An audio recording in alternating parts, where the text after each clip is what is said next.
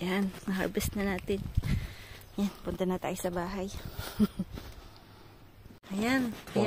Ayan na po yung mga nadali ni Frank nung nag-cut kami po, no? Nadali po to nung so. Ayan. You know what you call me? Ayan. Tatlo ang nadali niyang cord. You know magic name? Magic name it's plug killer. Naman na yan kay Dad eh. Plug killer like my daddy, yeah, I know, I understand. So ngayon, bumili po siya ng ganito. Naisip niya lang yan. Tatanungin ko dapat si Kainting DIY eh. Pero sabi niya, kaya niya na daw. So hindi ko na tinanong si Kuya. Yan. But my master, it's Kuya Robert. Kuya Robert is good and me, I'm just a metal hand. Love na love niya si Kainting eh. Hi Robert. I don't know if he's watching. If he's not watching, it's not guys. Ayan. You can see it's working, every one. Ayan.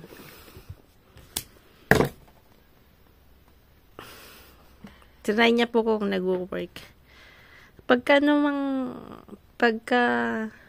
Hindi po... Because it's expensive in France. When you want to buy a plug, it's expensive. Very expensive po pagka bumili po kayo ng ganyan na plug. Siguro maybe it's like 30 euros, 40 euros. And I'm breaking a lot, so it's better. Depende sa isang meters po yun. Pagka maliit lang na parang mga siguro ilang centimeter, mga siguro 7. Tapos pagka yung mahaba na po, hanggang abot po yung 50 meters, abot ng 100, no? Yung ganyan, yung may ganyan po, tapos mga 50 meters, siguro abot ng almost 70 to 80 euro. Ayan. So, ayan po yung mainit po today. Tapos, gumawa pa ako ng banana cake, pero hindi ko na po finilm kasi para-paras lang. Kasi nabubulok-bulok na yung mga banana namin eh. Ayan, magandang hapon po sa lahat at marami pong salamat sa mga nagsusubaybay. Thank you po. Maraming salamat, Frank. Eh? Maraming salamat po. Maraming salamat po. Yes, good.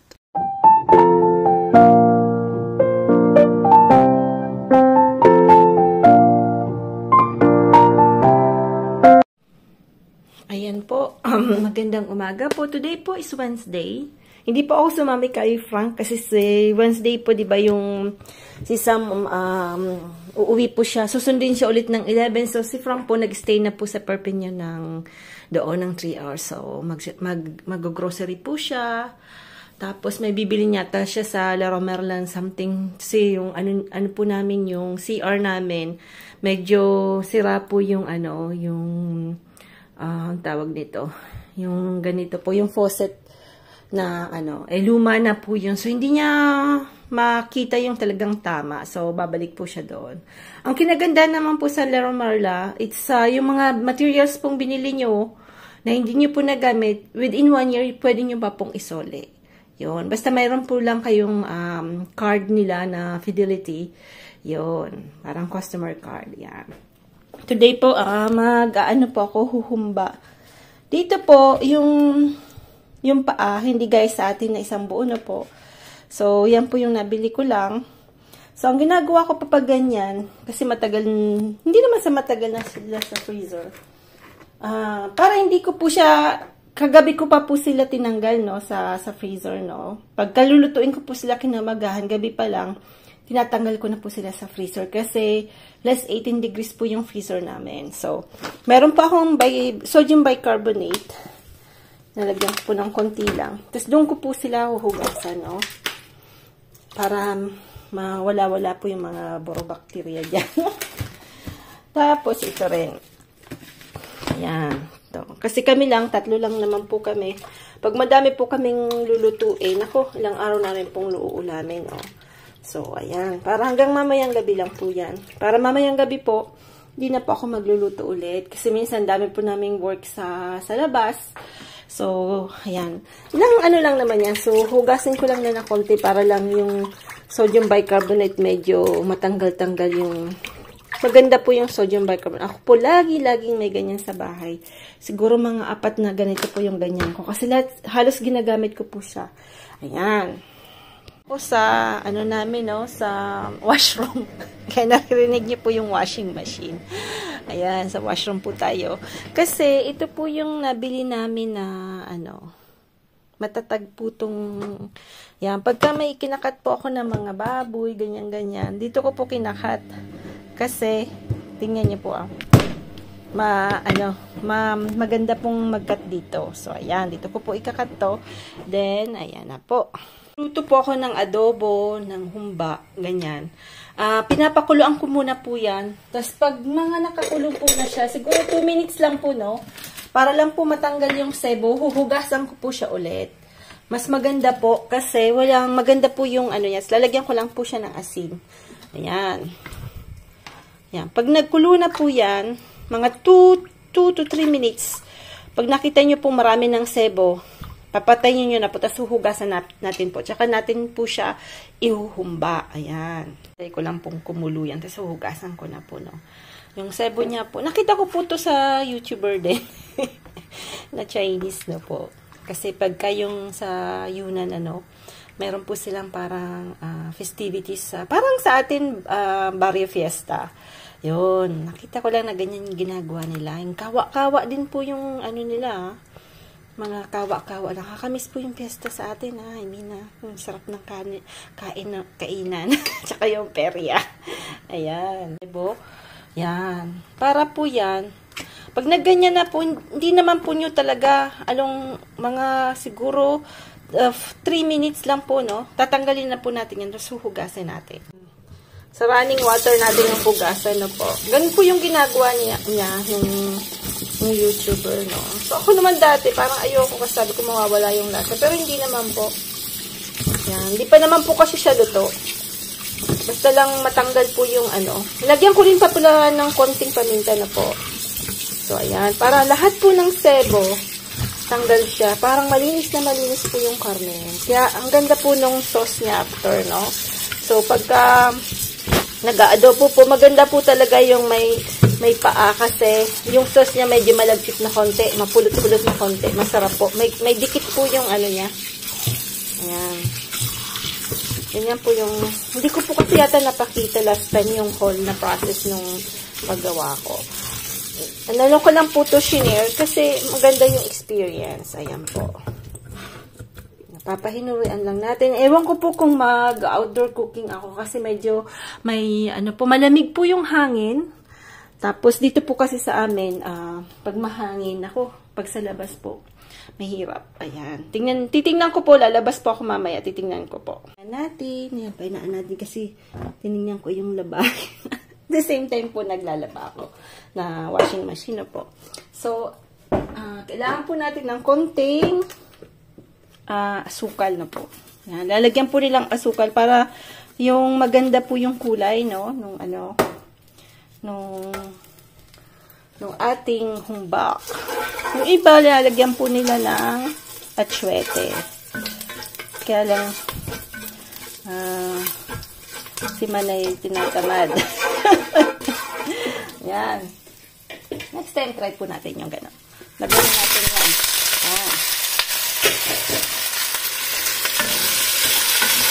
Tapos, matagal-tagal po yung ganyan. Bago pong lalagyan ng water, no po. Dito na lang po ako nagluto kasi pag sa labas po, nako, kailangan ko pang nagpunta doon, yun. Mahahangin po at mahirap.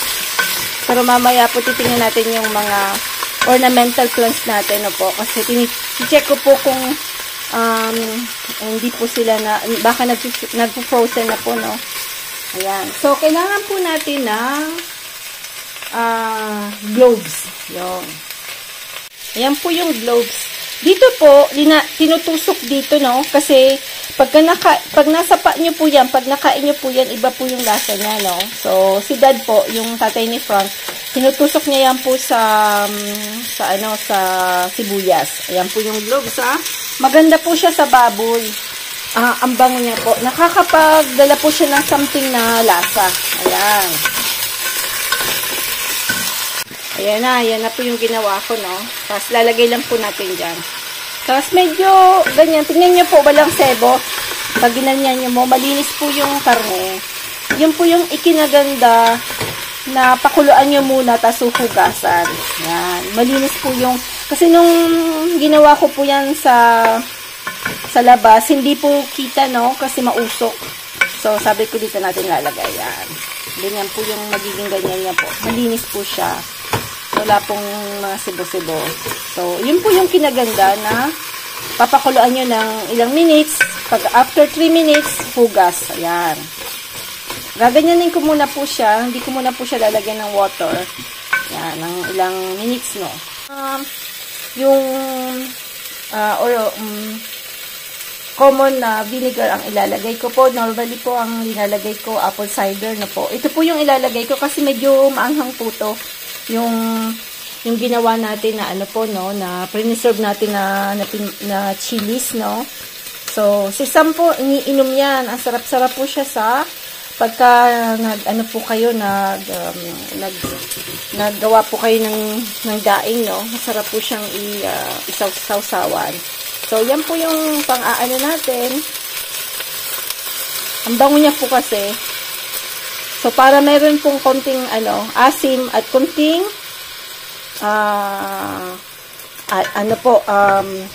maanghang, yan. Pero kung hindi po kayo mahilig sa maanghang, pwede naman pong common vinegar na po. Yan, ang bango po. Ang bango niya. Tingnan niyo po, walang kasibo-sebo. Yun po yung difference no papakuluan. Kaya, i-try niyo po, So, pagka nagustuhan niyo po, ganyan na po yung ginagawa ko. Para mabusisi po kasi yung hihintayin nyo pang kumulo, tatanggal yung sebo, tapos hindi naman lahat po nakukuha, no? So, ganyan po yung ginagawa ko. Tapos, ito po yung dark, dark soy sauce, no? Ayan.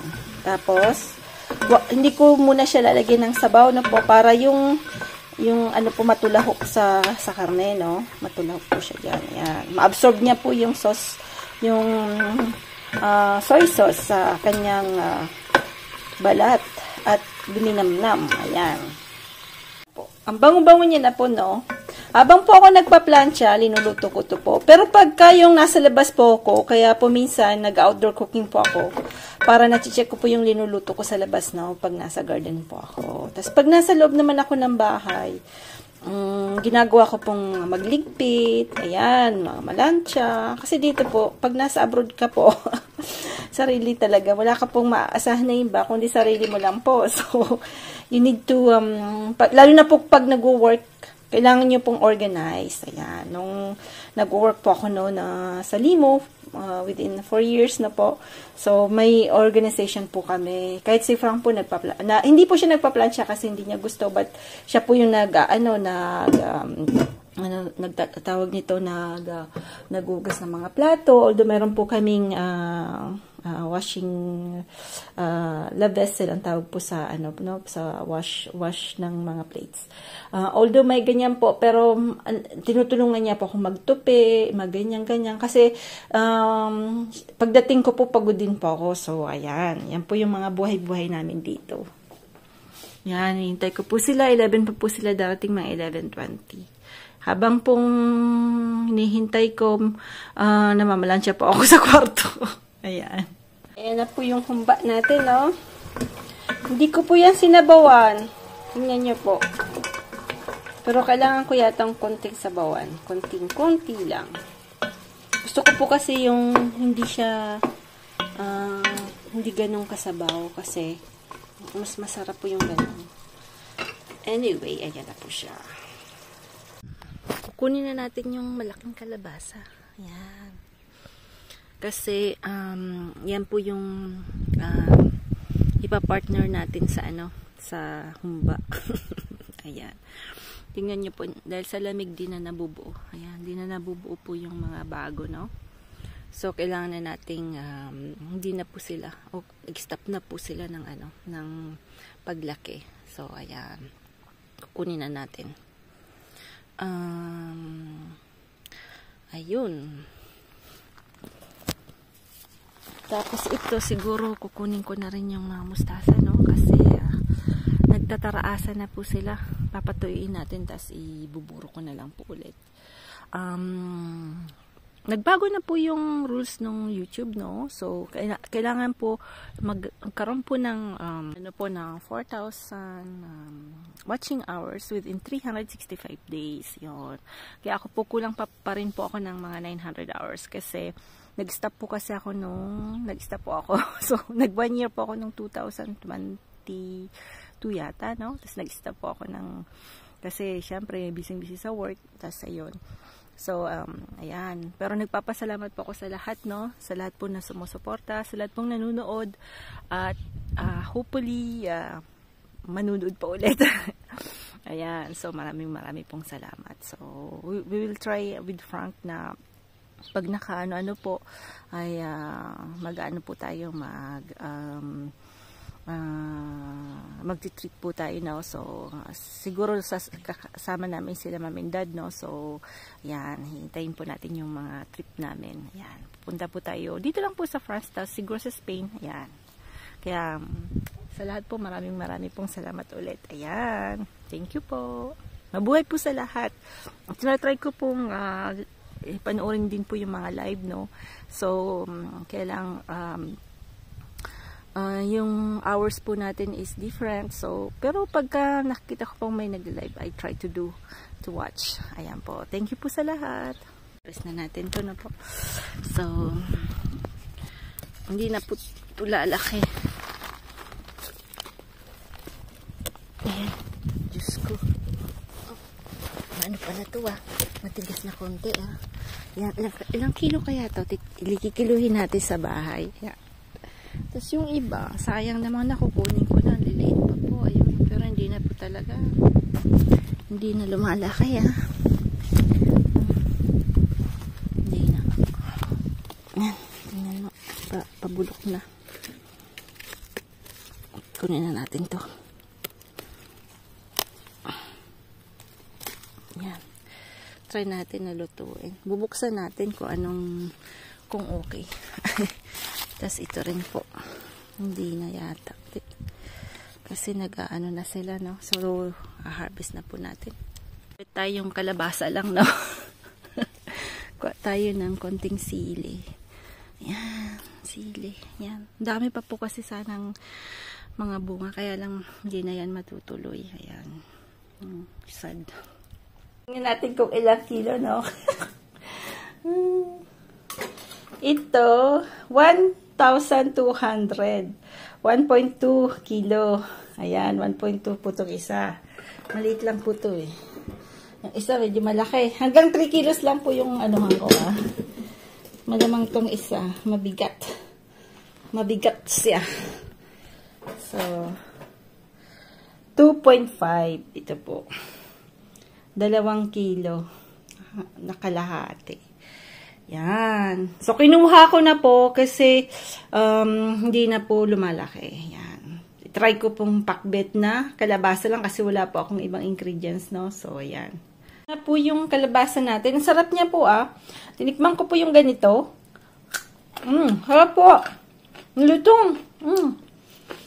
Yung nagmumukbang po ng mga tawag niyan, Thailand, no? Diba kinakain nila po mga ganyan, mga hilaw pa po. Ang sarap. Ang sarap niya po. So, gagawin natin, i-half cook lang po natin to, ha? So, yan. Tapos ito po yung pinakamaliit. Meron pa doon na maliit. Tapos ito yung 1.2, tapos yun po yung 2.5 kilo. Ayan. Bali, ang gagawin ko na lang po, yan po yung, tapos yung isa, bubuksan natin, no? Ito po yung 1.2. Kita ba? Ayan. Kuha tayo ng malaki. Dami tayong kutsilyo eh. Yan. So, hanggang mamayang gabi, latiin na natin ito. Ayan. Ayan. Maganda po kasi walang buto. Walang buto. Galing. Yan po yung kinagaganda pag pagka nag-aano po. Sabi nga ni sis, ni Ma'am Insis po, ni Ate Jinky. Pwede daw pong ilagay yung pati yung ano nito, yung balat. Pwede daw kainin ng balat. No? So, kasi ano pa siya, no? Parang siguro ano lang po. Gagawin natin, tatanggalin natin ng konti. Yung mga pangit-pangit, tanggalan natin. Ayan. Para mas mabitamina, no? Ayan, so, thank you kay ka-farmer, no? Thank you po kay bro. Galing po tong seeds na to. Nung last pa year namin ito, binigay niya sa akin. Kasi this year po, ang binigay niya po sa akin, kangkong, tsaka ano po, mustasa. Ayan. Sarap, tingnan niyo po. Pwede niyo pong kainin, yan. Harap po. Harap. Ang dami na yata.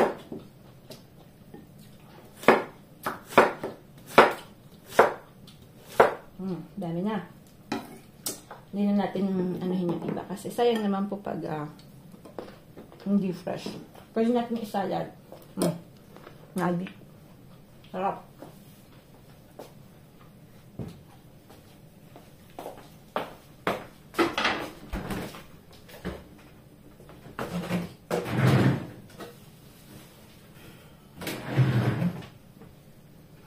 Lalagyan po natin ng kamatis. Ayan. Tsaka sibuyas. Ayan. Ano lang po to yung... Ayan po, pagka nasa ibang bansa, gusto mo naman magpakbet na kumpleto, wala naman pong ampalaya, walang ganyan-ganyan. So, ano na lang, puro pakbita na lang po. Tapos meron po ako dyan na bagoong na kamayan na po. Yung lalagyan din natin ng konti. Although si Frank, di siya mahilig sa bagoong po. Kasi di ba po, ayaw niya na maalat. Hindi siya mahilig sa maalat. So, kakain po yun. Hindi siya maselan. Hindi po siya maselan. Kaya nga, paborito yun ni nanay eh. Joke. Nang ano pa eh, no? Nang intriga pa. Pero syempre, pinakaborito ni mama si Kabono. Joke. Hindi, namimiss ko lang po talaga. Namimiss ko po yung mga kapatid ko na po. Kasi, small story po, very close po kaming anim. Talagang grabe po ang pagkakaklose namin kasi naranasan po namin yung wala sila mama papa noon kasi si mama po nag-Taiwan. So, talagang pong very close kaming anim po. Ayan. Kaya pag nakikita niyo naman po sa bakasyon, no? Close na close po talaga kaming anim.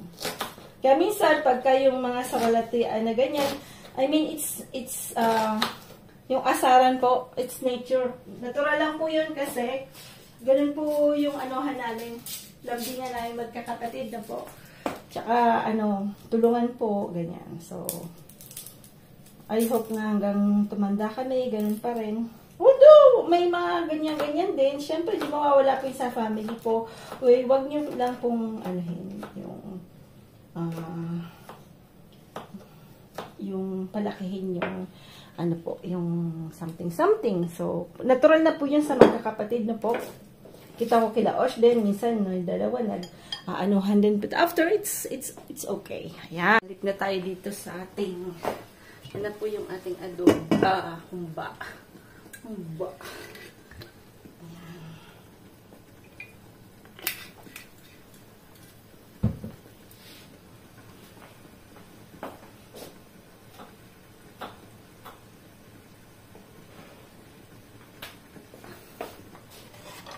Lalagyan lang natin siya ng tawag nito. Bawang, sibuyas. Yan. Ayan. Ganan natin yung sibuyas.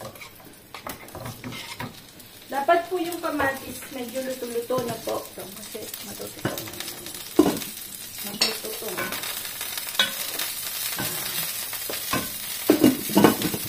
Yung tingnan natin.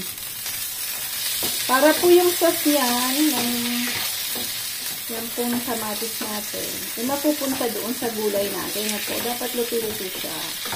Lalagyan natin ng Knorr cubes, no? Para may pampalasa tayong konti. Tapos lalagyan natin ng konting bagoong mamaya. Yan, konti lang. Parating na po sila. Frank, binuksan ko na po yung gate. Kasi, nadating na po yung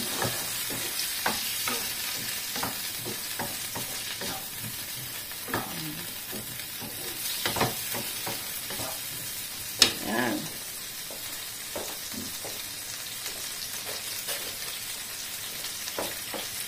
Yan, lalagay na natin yung kalabasa na po. Hindi ko po yung, nagbago yung isip ko na po, hindi ko na lalagay dyan yung bagong kasi baka hindi ko gusto na yung mamaya po, lalagay tayo ng ganito para may crunchy. Pero hindi ko muna po yan lalagay ha, kasi mabilis po itong maluto. At saka sili, galing po sa gagawin din.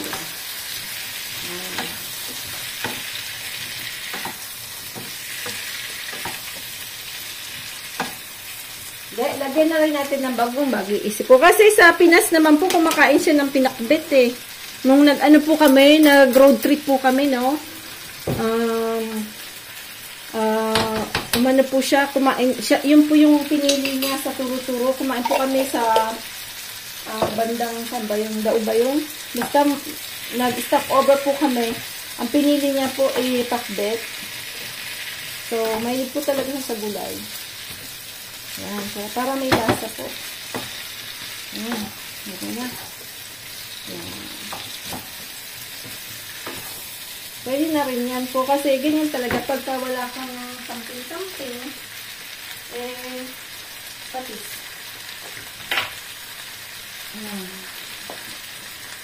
Wala ditong meron din po na okra, no?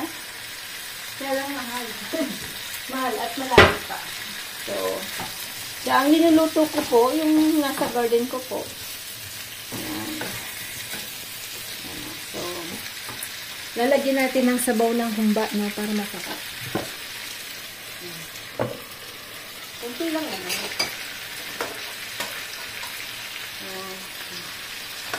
Ano nga tayo dito, no?